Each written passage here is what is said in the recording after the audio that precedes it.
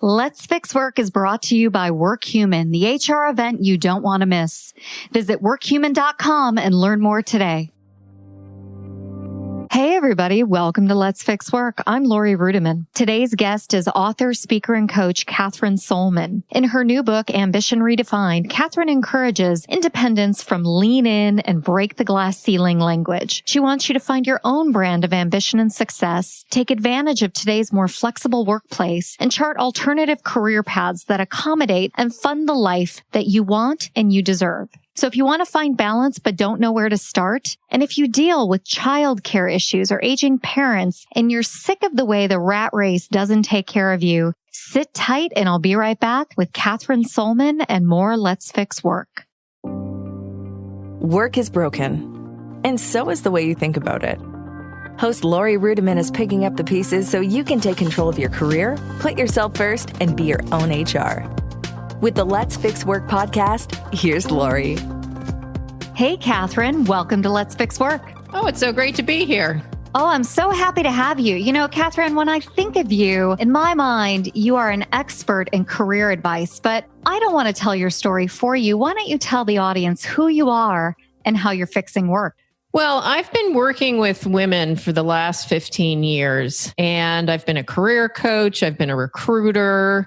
I've helped women navigate many stages in and out of the workforce. And what I learned in all this time is that it's really too black and white to say that women are either working or not working. There are lots of shades of gray. And so I have tried to help women not starkly either be in the workforce and be chasing after a huge title and promotions in the C-suite, but find more moderate ways to work that blend with life and caregiving. And that's the same for women who are out of the workforce and thinking about getting back in and are afraid to return to what they wanted to leave years ago. I'm trying to show them that things have changed and that there's a lot of flexibility in the workforce now. Yeah, the workforce has definitely changed, and you're the author of Ambition Redefined. So tell us a little bit about the book and what we can expect if we pick up a copy at our local Barnes & Noble. Does that exist anymore? It does. Absolutely. Yes. Borders, all those stores. What's Ambition Redefined all about? Well, what I was noticing is that when you talk about women and work, there seems to be a bias that you're only ambitious if you're aiming for the C-suite, if you're only leaning in. And I really took issue with that because I think that there are lots of smart and talented and ambitious women who are looking for a different kind of work paradigm and one that allows them to more capably blend work and life. And the other thing I noticed is that when there are discussions about women at work, and when you get to the more emotionally charged discussions like, can women have it all? I've really put my stake in the ground and said, women should always work. And yes, women should do it all because of long-term financial security and all of life's you never knows. I don't mean chasing after the big corporate job. I mean finding some kind of flexible work that fits your life. So what I've done in the book is first talk about all the reasons that women should always work, all of the life you never knows. And then I talk about how to find this flexible work.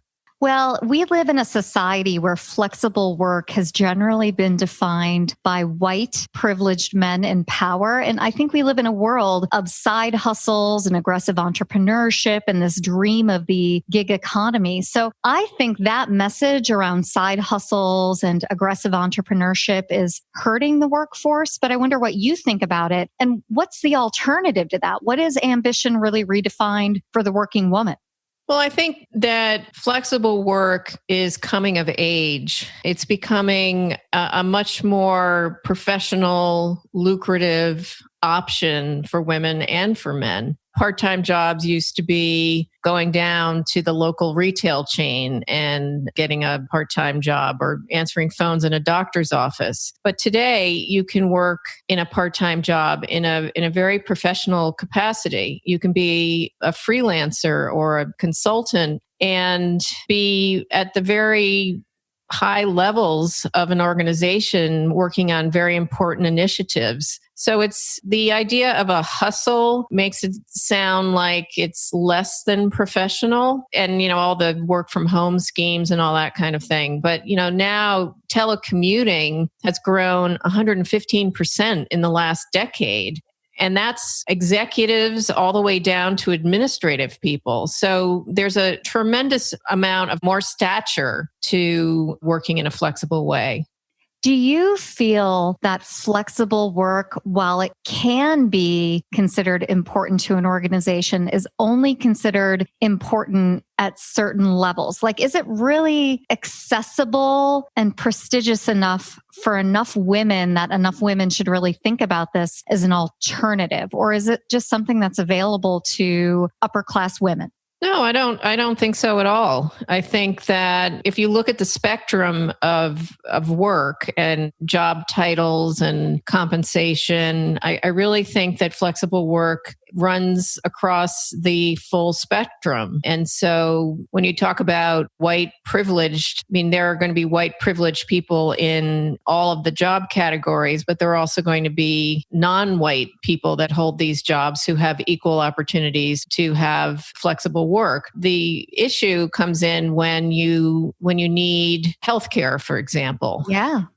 But now, and I know because of the tight job market now, that lots of employers are offering health benefits as a sweetener, even for part-time people. And that's been going on for a while. It is a requirement that companies with 50 or more employees must provide healthcare to people who work 30 hours or more. There are a lot of still misconceptions that float around about flexible work, but it really is, I think, possible for people at all income levels to work in a more flexible way and still pay their bills.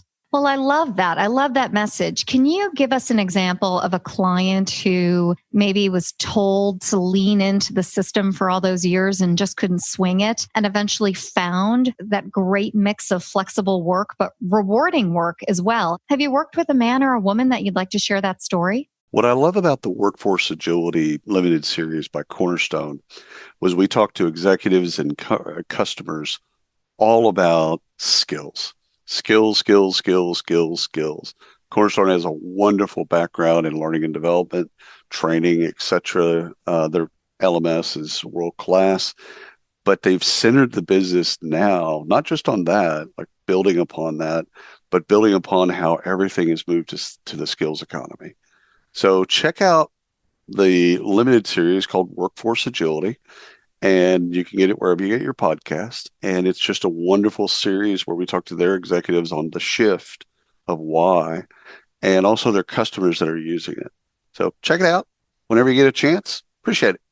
Yes, I've worked with, many women in that situation. I'll give you the example of one who is 41. She's a mother of 2 young children. She works for a Fortune 50 company. She manages millions of dollars and thousands of people very high up in the organization. And for all intents and purposes, would look like a real high flyer who's trying to get to the C-suite. And part of her job was traveling abroad at least once a month. And she was on the plane recently and she said, "Oh my God, what am I doing? I can't do this anymore. I have 2 young children. I never see them. And I don't need this job to validate who I am or that I'm ambitious." And she came to me and she said, "Look, what else can I do to channel my ambition, my drive? I don't want to keep up this corporate, rat race, but at the same time, I'm very driven and I want to make an impact and I want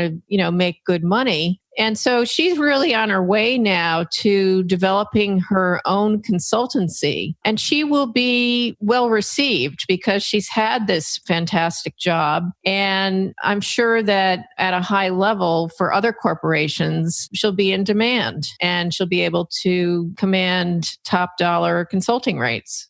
It's so interesting that the example you gave around flexible work is someone who fixed work by fixing themselves and really understanding their values. And so many women of my generation, I'm 43 years old right now, have really decided enough of this. I'm opting out. I'm done with corporate America. But far too many of them, I think, step out of work completely. And you talk about some of the dangers of not working. Can you explain a little bit more some of the risks you take if you're not part of the workforce of today and tomorrow? Sure. I mean, my client did what I would say is the right thing in that she didn't leave the workforce entirely. She tried to think of another option so that she could blend work and life. I think too many women still decide to leave the workforce entirely. And what they usually say is that they're going to leave for a couple of years, get things in order, and then return. But a couple of years turns into an average of 12. And that's a very long time to be out of the workforce. And the reason they stay out so long is because, life happens. There's always a reason not to go back. Somebody's starting kindergarten or middle school or high school, or you're going through the college application process, or somebody's having trouble reading, or, it just goes on and on and on. And suddenly it's 12 years and 144 paychecks that are not earned, saved, and invested. And a woman gives up an average of 4 times her salary every year out of the workforce, which is huge. It's very, very hard to recoup. And it's also hard to get back in after the average of 12 years. Not impossible. People do it all the time, but it's a long time to be out. Yeah, those numbers are really fascinating to me because I think women will I'm speaking very broadly here, but women will make a sacrifice on behalf of their family. And they may take into consideration, well, my husband's working or my husband's on a career trajectory that's going to benefit us for the next 20 years. But then 12 years passes and life has changed or circumstances have changed. I wonder what the message is for a millennial woman who may be starting a family and is trying to figure out how to manage work and life and maybe her aging parents and these kids that are coming. What does Ambition Redefined look like for that generation? Well, I would back up even a little bit before the millennials and say that young women, as they are graduating from college and business school and law school, that they are thinking about how they can have flexibility down the road and choosing carefully the jobs that are more likely to have some flexibility. The millennials, usually there are at least a few years when you're first married before you have children. Not always, but... Yeah, not my family. Yeah. Anyway. But even if there's a year, it's a year that you can spend thinking about how can I transition to more flexible work and not fall into that trap of, I'll just stay out for a couple of years. Yeah, that makes sense. Well, Kathryn, we're going to take a quick break. And after the break, we're going to talk about how do we broach the topic of work-life balance with a boss. And we're going to talk a little bit more about lean in and can you really say no to more work? So Kathryn and everybody else, sit tight, stick around, and we'll be right back with more Let's Fix Work. I'm excited to be back at WorkHuman this year with keynote speakers like Brené Brown and Gary Hamel. WorkHuman brings together visionaries, thought leaders, and industry experts to share the latest research and ideas about the most compelling workplace issues. Do you work in HR? Are you a leader of teams? Do you wonder how to align your executive strategy with your people strategy? Well, join me at WorkHuman March 18th through 21st in Nashville, Tennessee. Visit workhuman.com and use code WorkHumanLFW for a $100 discount. That's workhuman.com and use code WorkHumanLFW for a $100 discount. And remember, head on over to workhuman.com and use that code WorkHumanLFW for a $100 discount today. Hey everybody, welcome back to Let's Fix Work. I'm Lori Rudiman and I'm here today with Kathryn Sollmann, author of Ambition Redefined. Kathryn, how you doing? I'm good. Glad to be back. Thanks so much for being a good sport and recording the podcast with me. It's been a joy to read your book and get to know you and follow you on the internet. And I find that you're such a brave voice out there. And I wonder, how can other women be brave like you? How can they broach the topic of work-life balance with a boss? The real issue when you are looking for flexible work and you want to approach your boss is to make sure that you are doing so in the most professional way possible. I've worked with literally hundreds of women who have told me that they left the workforce because it was absolutely impossible at their companies to work in a flexible way. And when I press them further to describe how they went about asking for flexible work,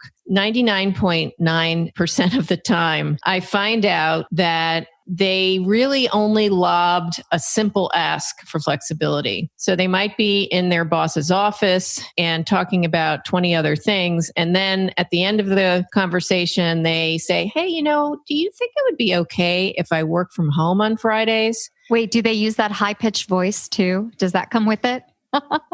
Because I think the tone of the way women ask that is also probably problematic, I would imagine. Yeah. I mean, I don't know if they all use that tone, but I think what I'm trying to convey is that it's very casual, very off the cuff. I hear you. Yeah. And so there must be a better way. What's that better way? Well, the better way is to create an actual proposal like you would pitch a client. And you have to really cover all the bases and anticipate all the challenges and the obstacles that your boss would put in front of you. So, for example, first you have to really describe what kind of flexibility you're looking for. Lots of women will say, I just want to work in a more flexible way. Well, that could mean a million things. So you've got to really describe what you're looking to do and where's work going to get done. Are you proposing that you're going to work at home part of the time or all of the time? And how is the work going to get done? So if you're in a remote location, how are you going to attend meetings or manage people or manage projects? And what communication and project management tools are you going to use? And it's also very important to show that in some way that this flexible schedule would benefit your employer. So, for example, if you were to change your hours, could that potentially help your company service clients in other time zones? The last thing is think about a trial period. It's probably going to take some tweaking. So put that out there that, you're willing to do it for 3 months and have check-ins and all of that.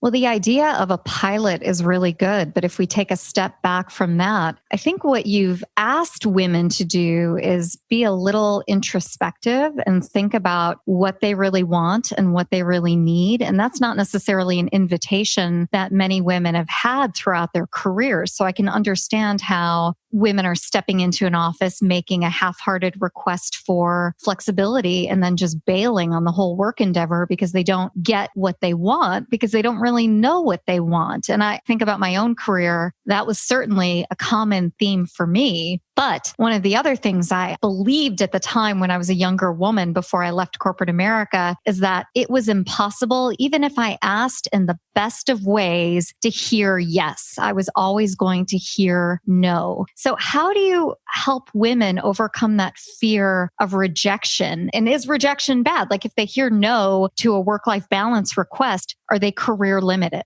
Have you ever been to a webinar where the topic was great, but there wasn't enough time to ask questions or have a dialogue to learn more? Well, welcome to HR and Payroll 2.0, the podcast where those post-webinar questions become episodes. We feature HR practitioners, leaders, and founders of HR, payroll, and workplace innovation and transformation, sharing their insights and lessons learned from the trenches. We dig in to share the knowledge and tips that can help modern HR and payroll leaders navigate the challenges and opportunities ahead. So join us.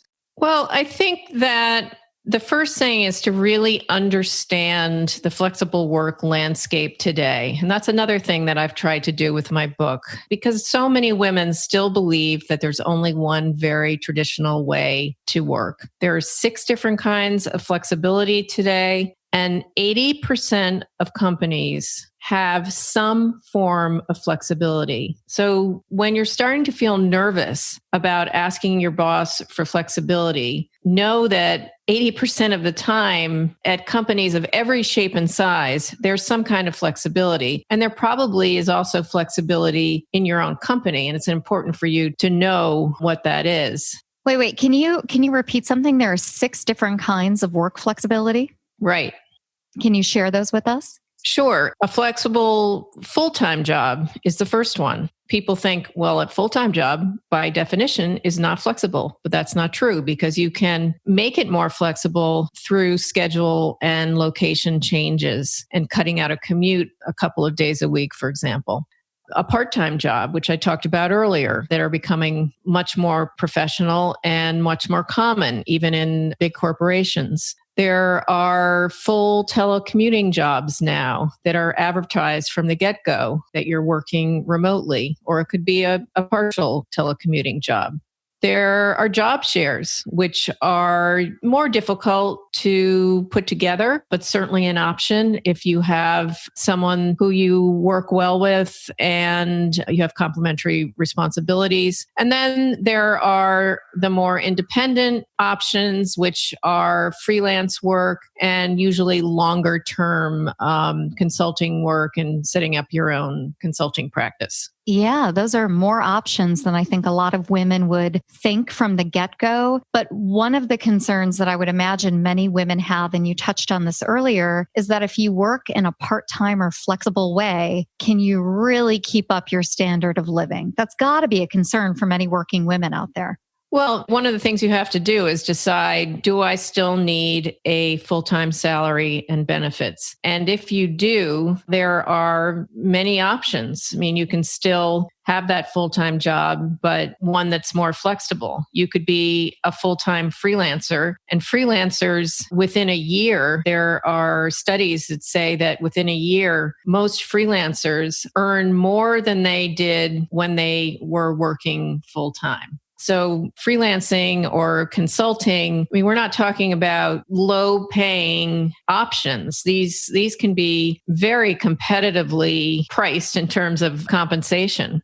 Yeah, I definitely hear that we're not talking about the old temp work that was around when I first entered the workforce. This is a new definition of the world of work. What's the one thing you tell your clients about the future of work and flexible work that surprises them? I think what surprises them the most is that we're moving to a freelance economy. I mean, so many workforce experts are predicting that most people are going to be freelancers. I think it's by the year 2040 or 2050, some of them say. So it's just going to keep getting more and more and more of a gig economy. Well, I love that you're out there advising strong women on their next career moves. And Kathryn, you've certainly inspired me throughout the years. And I wonder if you can share with everybody where they can find you and your awesome book on the internet. Well, my book is on Amazon, and you can also visit my website to learn more about me and my book. And that's www.KathrynSollmann.com. Well, Kathryn, it's been a real pleasure to have you on Let's Fix Work. Thanks for joining us as a guest. Oh, thanks so much. It was fun. Yeah, and everybody sit tight. We'll be right back right after the break with more Let's Fix Work.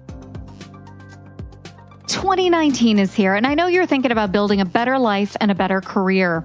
If you've been curious about podcasting, I've got some information that can be helpful for you to connect with employees, build a business, improve your brand, make more money, or connect on a deeper level with potential clients. I want to encourage you to apply for Danny Osmond's Podcast Supercharger course. Who's Danny Osmond?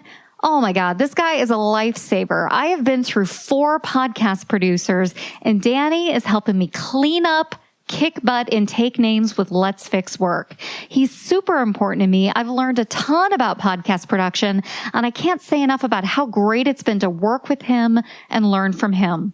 If you are ready to give up the struggle and create an amazing podcast in the year ahead, then apply today for Danny's live podcast supercharger program. For 6 weeks from February through March 2019, he's working deeply with just a handful of students who are determined to start a podcast and finally see the results they know they deserve.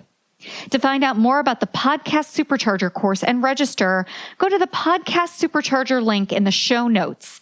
Applications are being reviewed as they come in, and spots will fill on a first-come, first-serve basis. So go create an amazing podcast, join Team Podcaster, and hang out with Danny and learn something new in 2019. Hey, everybody. Hope you enjoyed my conversation with Kathryn Sollmann. You can find a link to her book and website in the show notes. And I want to thank WorkHuman, our underwriter for today's show, for their support. Visit workhuman.com and learn more about their upcoming conference in Nashville. Let's Fix Work was recorded in my home office here in Raleigh and produced by Emerald City Productions. Danny Osment makes the show great. And if you have some ideas on how to fix work, I want to hear it. So hit me up at hello@letsfixwork.com. Now that's all for today, and I hope you enjoyed the show, and we'll see you next time on Let's Fix Work. If you're ready to make a real change in your workplace, start today by number 1, subscribing to Let's Fix Work on the Apple Podcasts app or iTunes or Stitcher or Android or wherever you listen. Number 2, write a 5-star rating and review. And number 3, share it with a friend, colleague, or coworker who you think would enjoy our episodes.